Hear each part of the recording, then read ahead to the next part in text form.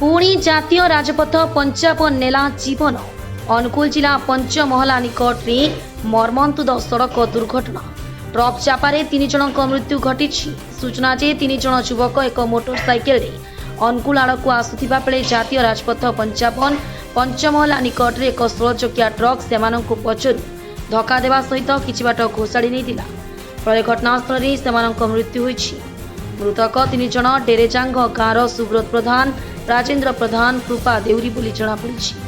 घटना को नहीं उत्तेजना देखा देइछि। उत्यक्त लोकों द्वारा जातीय राजपथ अवरोध करा जाइछि। घटनास्थल में सदर थाना पुलिस पहुंची लोक पूजा सुझा करुछि।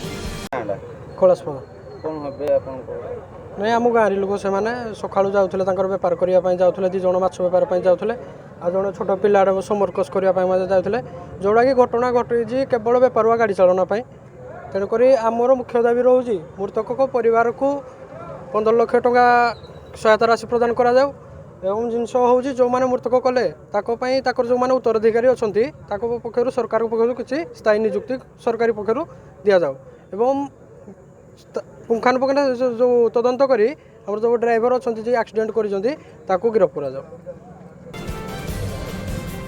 अनुकूल जितेन साहू का रिपोर्ट टुमाणी टीवी।